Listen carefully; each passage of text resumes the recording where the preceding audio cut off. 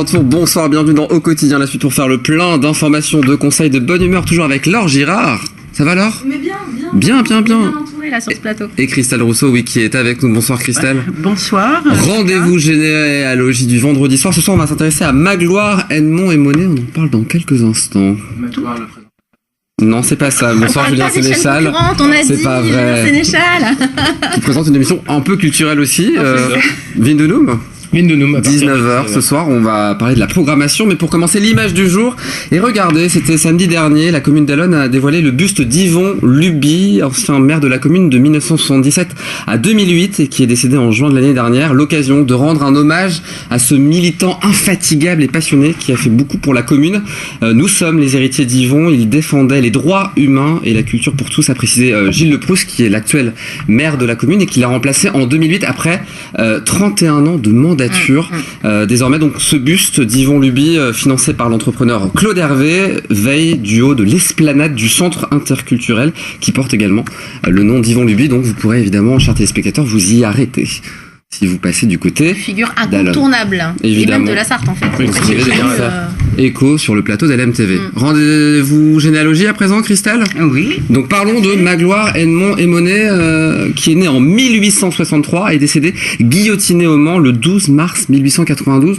Pourquoi cette recherche ? C'est quoi le point de départ ? Le point de départ est une recherche personnelle. Je menais une recherche sur la commune de Valennes, sur mon nom de famille, et je suis tombée par hasard sur deux actes de décès côte à côte. Le couple Jonot, en 1891, donc décédé le 25 janvier à 22h, et j'ai trouvé ça bizarre. Et donc le meurtrier, c'est Magloire, Edmond et Monet. Donc tu as reconstitué son parcours à travers l'acte de naissance, de mariage. Voilà, et de acte de mariage, acte de naissance bien évidemment, mariage et décès. Et aussi à travers des coupures de journaux de l'époque, qui sont donc disponibles aux archives départementales. Et à travers ces coupures, donc extraites du journal La Sarthe, qui est l'ancêtre du Maine Libre, ça m'a permis de retracer le déroulé à la fois de l'instruction, mais également, bien sûr, d'avoir accès à d'autres informations qui sont, par exemple, le descriptif de la scène, lors de l'exhumation également des deux corps, lors de la reconstitution.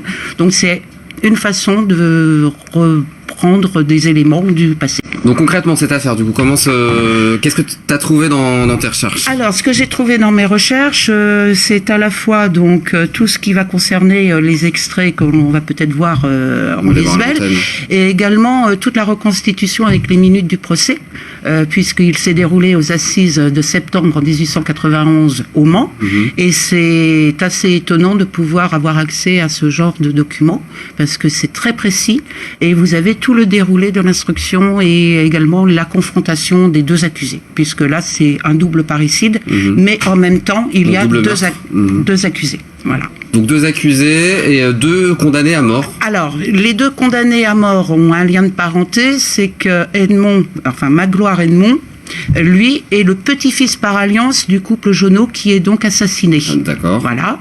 Et sa tante, donc qui est la tante directe de sa femme, elle est appelée la veuve Chailloux parce qu'elle a épousé en 1877 quelqu'un, Chailloux, et en 1889 il meurt. Il lui laisse un petit pactole, sauf qu'on commence à avoir des problèmes d'argent entre les parents Jonot et leur fille. Et c'est une des bases, justement, et une des pistes possibles qui explique ce double meurtre, puisqu'elle avait une complicité avec son neveu par alliance. Mais faute de preuves matérielles, elle va être graciée. Elle va être graciée et sa condamnation à mort va être commuée en peine aux travaux forcés à perpétuité. Voilà. Alors que lui, donc, va être guillotiné. Tout à fait. Alors, il est guillotiné le 12 mars 1892 en place du Mans, juste à l'angle de la prison du Vert-Galant. Voilà. Et dans son acte de décès, ce qui est assez drôle, c'est qu'il est mentionné décédé le 12 mars à 5h15 du matin, rue de l'Hôpital. Puisqu'il y avait l'ancien hôpital du Mans qui se situait en contrebas de la rue du Port et de la rue Barbier à l'heure actuelle. Et avant de se quitter, tu voulais nous parler aussi de Anatole, Desblés, qui aurait pu peut-être être l'ami de Julien Sénéchal. Je ne le souhaite pas, parce qu'Anatole Desblés était surnommé le bourreau de France, Monsieur Paris, et il a exécuté plus de 395 peine capitale. Il a commencé, il avait quasiment le même âge que notre Edmond Magloire qui a donc été exécuté.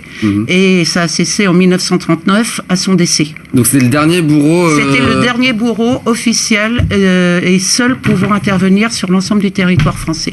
Et était lui-même petit-fils et fils de bourreau. Et il était sartois alors ? Alors, il n'était pas sartois. Ah. Non, il n'était pas sartois, mais en Sarthe, il a exécuté de 1892 à justement 1932, qui a été le dernier exécuté en Sarthe. Il en a exécuté 7. Et de manière plus proche également, on peut évoquer 2 exécutions aussi à Laval. Ah, merci Christelle pour toutes ces informations. Il y aura un peu plus de la pêche pour le week-end. Un peu plus de douceur. Disons que tant qu'on n'a pas la tête sous le bras, ça va. C'est ça. Un peu plus de douceur dans Vindounoum ce soir. Oui, c'est ça. Pas sûr. En tout cas, s'il te plaît. On peut saluer Badader qui fête ses 90 ans. C'est vrai. Au moins eu le courage d'arrêter cette peine de mort capitale en France. On le rappelle, c'était en quoi, 81 En 1981, le 6 octobre. Elle sait tout. Elle sait tout surtout.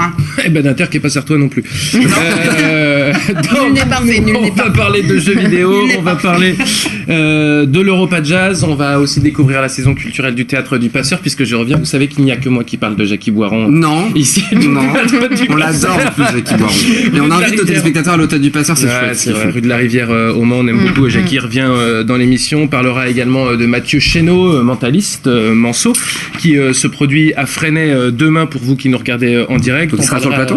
Oui, il sera sur le plateau, il va lire dans nos pensées. Je lui conseille pas de lire dans les miennes, mais enfin bon.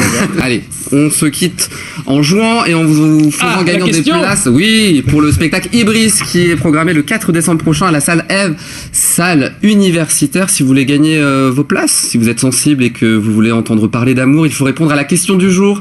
Christelle Rousseau nous propose régulièrement un rendez-vous A qui parle généalogie ou B astrologie. Vous avez la réponse, vous envoyez un mail à jeu au pluriel @lmtv.fr si tu veux, ou par téléphone au 02 43 83 43 88. Merci d'être venu, Julien, bonne émission. Merci et nous, bon week-end, rendez-vous lundi 18h30 pour une nouvelle édition de Au Quotidien. Ciao.